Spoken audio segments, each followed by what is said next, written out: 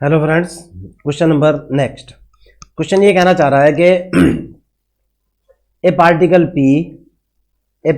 P of mass 2 gram moves in x axis. एक 2 ग्राम का particle है, एक्स एक्स के अलोन जो है मूव करता है and it is attracted toward origin, और ओरिजिन की तरफ जो है इसको अट्रैक्ट किया जाता है with a force numerically equal to 8x। Okay, और जो ओरिजिन की तरफ अट्रैक्ट करने वाला जो फोर्स है जो इस पार्टिकल के ऊपर लगा हुआ है उसकी न्यूमेरिकल वैल्यू कितनी है? 8x के बराबर है। If the it is initially at rest 8x is equal to 10। अगर x is equal to 10 metre की दूरी पर ये पार्टिकल हमारा जो है इनिशियल पोजिशन में, रेस्ट की पोजिशन में है, find out the position of the particle at any time subsequence at any time. Okay, उस टाइम पर आपको पार्टिकल की पोजिशन का पता लगाना है जब उसके ऊपर नो फोर्स एक्ट, कोई फोर्स काम नहीं कर रहा है। पहली situation. A damping force numerically equal to 8 time at the instant velocity act. Okay, और आपको जो है सेकंड पार्ट की बात बाद में करते हैं, पहले फर्स्ट देख लेते हैं। तो क्वेश्चन ये दे रखा है कि एक पार्टिकल जो है एक्स एक्स के अलोंग मूव कर रहा है, उसके ऊपर जो है ना क्या क्या ओरिजिन की तरफ 8 न्यूटन का एक फोर्स लगा हुआ है। Initially particle X is equal to 10 पर रेस्ट की पोजीशन में है, तब पार्टिकल की पोजीशन फाइंड आउट करनी है। किस पोजीशन में फाइंड आउट पोजीशन करनी है? तब जब उसके ऊपर कोई फोर्स लगा ना हो। क्लियर? सो दैट पहले यहां तक देखता हूं मेरी इक्वेशन क्या बनती है। भाई मेरा गेट बंद कर दे बाबू प्लीज। अरे तो गेट बंद कर दे यार भाई। न्यूटन्स लॉ ऑफ मोशन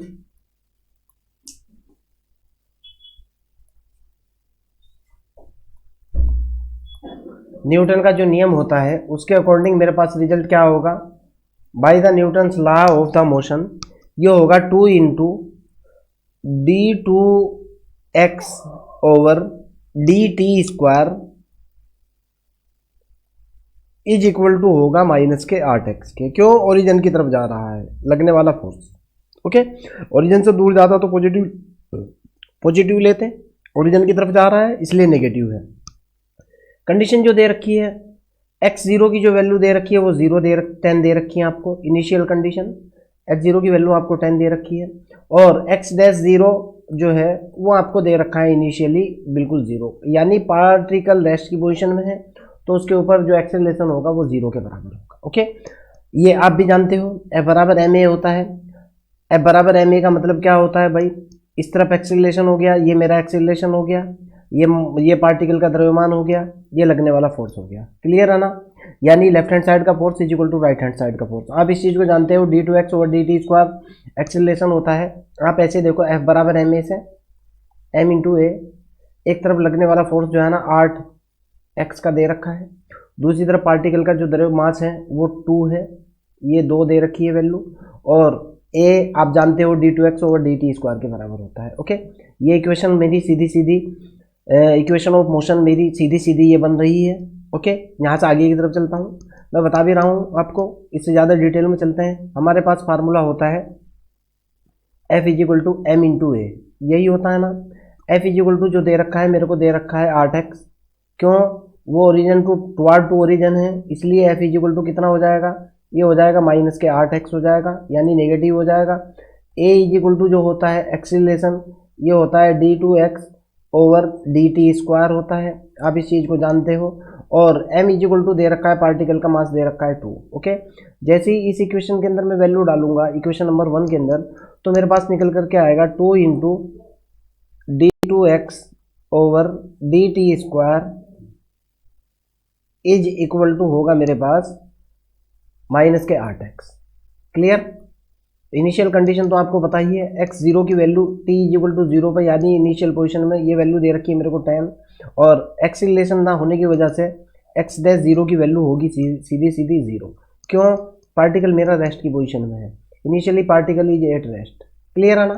समझ आ चुकी होगी। तो मैंने इसका लाप्लास ट्रांसफॉर्मेशन लिया, I am using the Laplace transformation.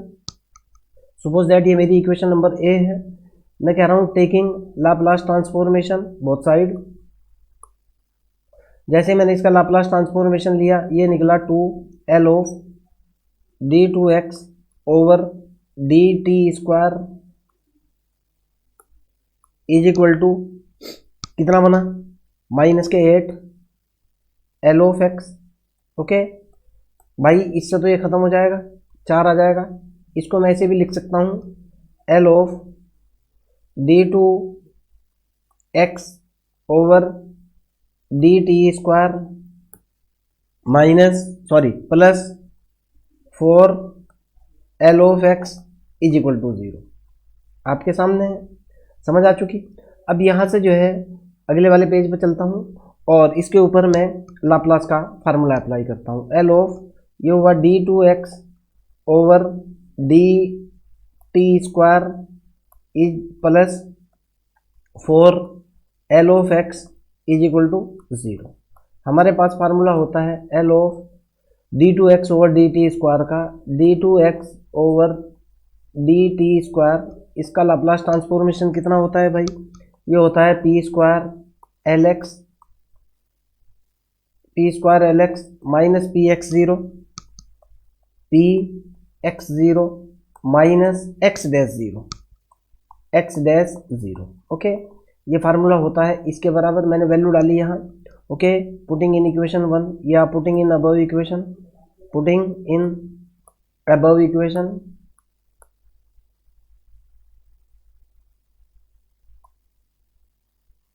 जैसे मैं वैल्यू डालूंगा ये मेरे पास बन जाएगा P square L of X minus P X zero minus X dash zero plus 4 L X is equal to 0 by using boundary condition. But boundary condition मेरे को दे रखी है, एक्स ज़ीरो की वैल्यू 10 है, X dash zero is equal to 0 है। X zero की value मेरे को कितनी दे रखी है, आपको 10 दी हुई है, और एक्स डैश ज़ीरो की वैल्यू दे रखी है आपको 0। ओके, तो ये जो मेरी इक्वेशन 1 है इसके अंदर मैं ये वैल्यू पुट कर रहा हूँ। पुट करने के जस्ट बाद ये निकल करके आया, ये तो हुआ P square L X minus P X zero की वैल्यू होगी मेरे पास कितनी 10 गुणा 10, एक्स डैश ज़ीरो की वैल्यू 0 होगी plus 4 L X is equal to हो गया 0 के बराबर। एल एक्स मैंने दोनों में से कॉमन ले लिया, एल ऑफ एक्स मैंने कॉमन ले लिया, ये बचा पी स्क्वायर प्लस के 4 और ये बराबर हो गया 10 पी के, आपके सामने है। आगे की तरफ चलते हैं, यानी मेरे पास निकल करके आया पी स्क्वायर प्लस के 4 इंटू एल ऑफ एक्स बराबर कितना निकला मेरे पास 10 पी। यहाँ से एल ऑफ एक्स की वैल्यू निकाली, एल ऑफ एक्स की वैल्यू निकल करके आई 10 पी बटे पी स्क्वायर प्लस के 4।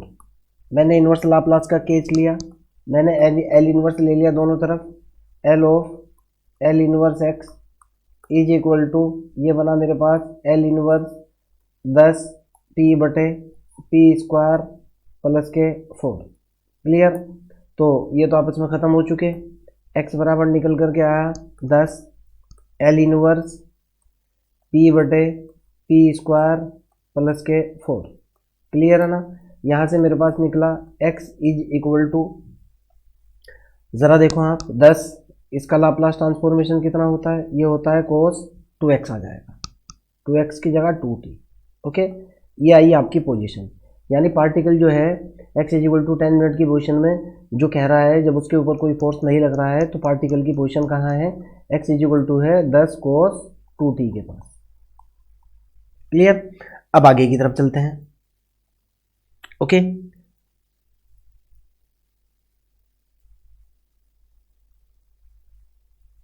क्वेश्चन ये है भाई, नेक्स्ट पार्ट ये कह रहा है कि a damping force numerically equal to at time the instant velocity act. जब उसके ऊपर इंस्टेंट वेलोसिटी एक्ट करती है तो उस पोजीशन में उसके ऊपर एक डंपिंग फोर्स 8 न्यूटन का एक फोर्स और लगा दिया जाता है। क्लियर है ना, ये क्वेश्चन कह रहा है। तो इस पोजीशन में आपसे कहना चाह रहा है कि भाई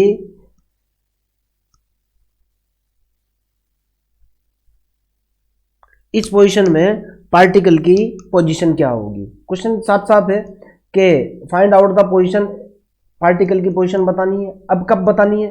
जब उसके ऊपर एक डंपिंग फोर्स लगाया जाता है जो कि इक्वल टू 8 टाइम है, 8 गुना है उसकी वेलोसिटी का।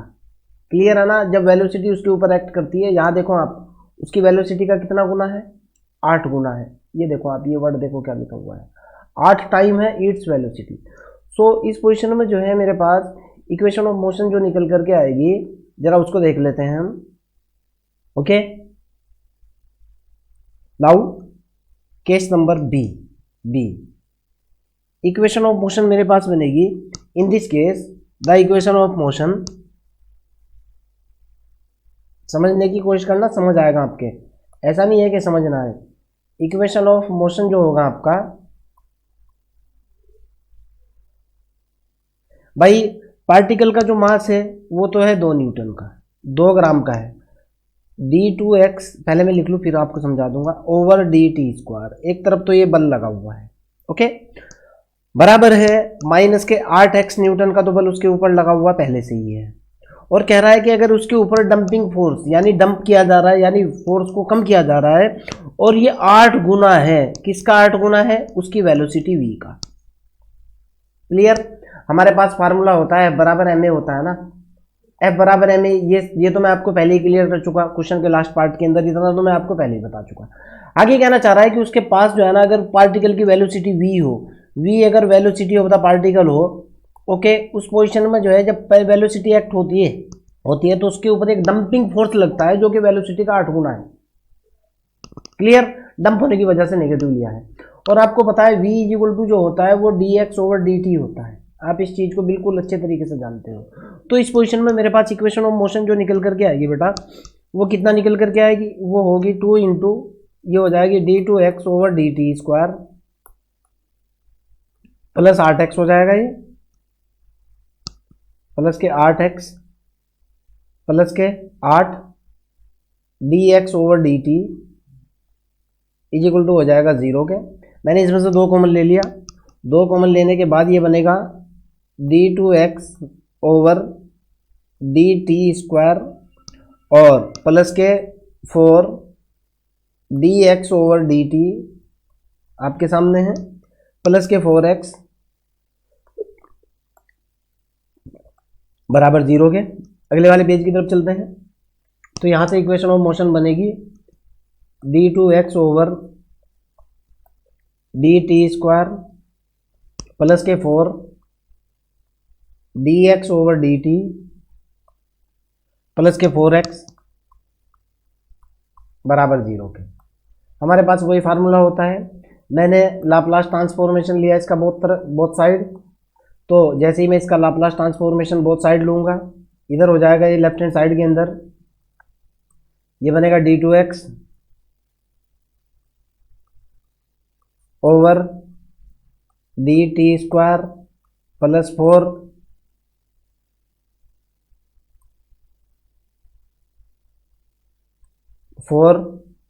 L of dx over dt plus 4lx is equal to 0 के। अब हमारे पास फार्मूला क्या होता है भाई? L of d2x over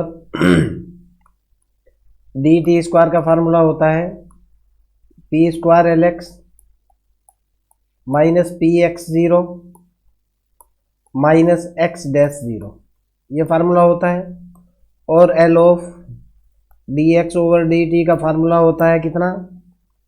plx minus px0, plx minus के x0। फार्मूले जानते हो दोनों के दोनों।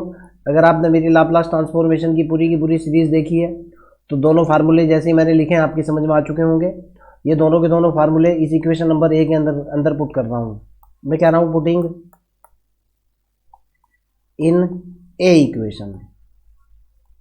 ओके, इक्वेशन ए के अंदर जैसे ही मैंने पुट करा, फाइनली मेरे पास जो रिजल्ट निकल करके आएगा, सीधा लिख रहा हूँ, मैंने पहले से रिजल्ट को लिखा हुआ है, क्यों पेज बदलने से मेरे को दिक्कत होती है। पी ऑफ एल एक्स बार बार पीछे जाना पड़ेगा ना, minus px0 minus x-0 plus के 4 4 के जस्ट बाद है ये होगा P L X minus X zero, P L X minus के एक्स जीरो, ये फिर यहां ब्रैकेट बंद प्लस के 4LX, 4LX is equal to 0। Boundary condition देख लेते हैं क्या दे रखी है मेरे को। बाउंड्री कंडीशन जो मेरे को दे रखी है वो ये बाउंड्री कंडीशन दी हुई है, एक्स जीरो की वैल्यू 10 है, X dash zero is equal to 0 है, बट एक्स जीरो की वैल्यू कितनी है 10 है, एक्स डैश जीरो की वैल्यू कितनी है 0 है। जैसे ही मैंने ऊपर वाली इक्वेशन के अंदर ये जो इक्वेशन है इसके अंदर बाउंड्री कंडीशन अप्लाई की by using this putting in above equation,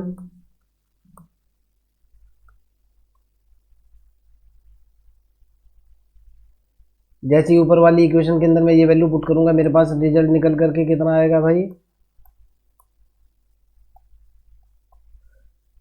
तो ये बन जाएगा सीधे का सीधा देखो आप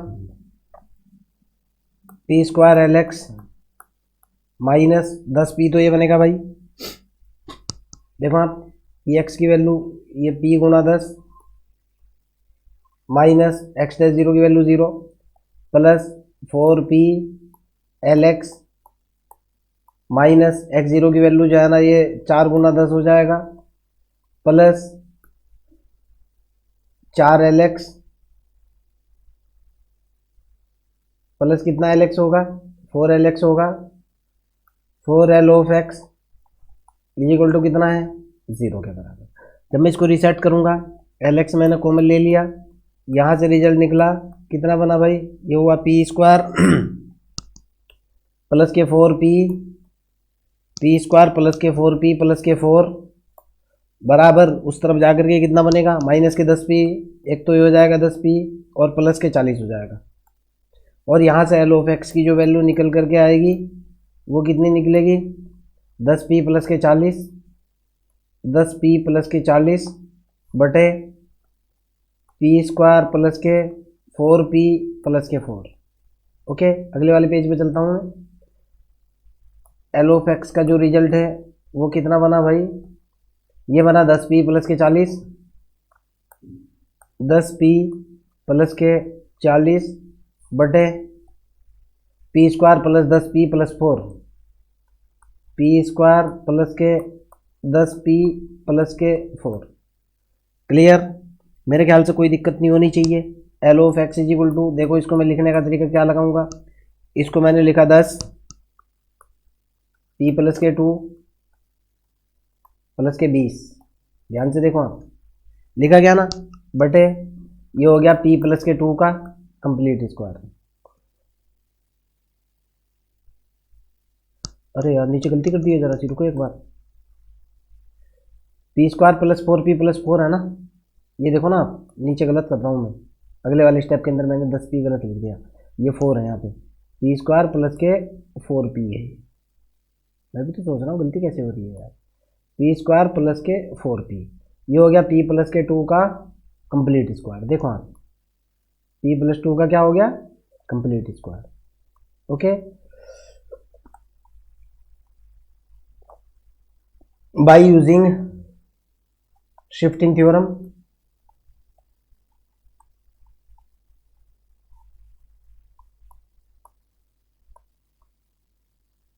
जैसे ही मैं यहाँ शिफ्टिंग थ्योरम का यूज करूंगा और इसका एल इनवर्स लूंगा, ये होगा L inverse L of X is equal to, जैसे ही मैंने यहाँ पर शिफ्टिंग थ्योरम अप्लाई की ये कितना निकल कर गया भाई ये निकला एल इनवर्स, ध्यान से देखो आप 10 p प्लस के 2 बटे p प्लस 2 का कंप्लीट स्क्वायर, एक तो बनाइए plus 20 L inverse 1 upon p plus 2 का कंप्लीट स्क्वायर, बन गया ना। तो अब तो आप जानते ही हो x इज इक्वल टू, ये वाला जो बनेगा ये कितना बनेगा भाई, ये बनेगा 10 e की पावर माइनस के 2t, पहले वाला तो ये बना प्लस के 20, इसका लाप्लास ट्रांसफॉर्मेशन कितना होता है टी इंटू ई की पावर माइनस के 2t नहीं होगा भाई, देखो आप, टी इंटू ई की पावर माइनस के 2t, देखो ना भाई, ई की पावर 2t तो इसकी वजह से आ जाएगा, ई की पावर माइनस 2t तो ये हो जाएगा, और ये हो जाएगा एल इनवर्स 1/p², और 1/p² का हो जाएगा टी, और ई की पावर माइनस के 2t ऐसे निकलेगा। ये देखो आप, इसका पूरा ऊपर सॉल्व कर दिया मैंने। Okay, so that this the position of the particle, particle की पोजीशन यहाँ कहीं होगी। ओके, आपका कोई डाउट हो, कोई प्रॉब्लम हो, कमेंट सेक्शन के अंदर क्वेश्चन को डालिए, आई विल हेल्प यू।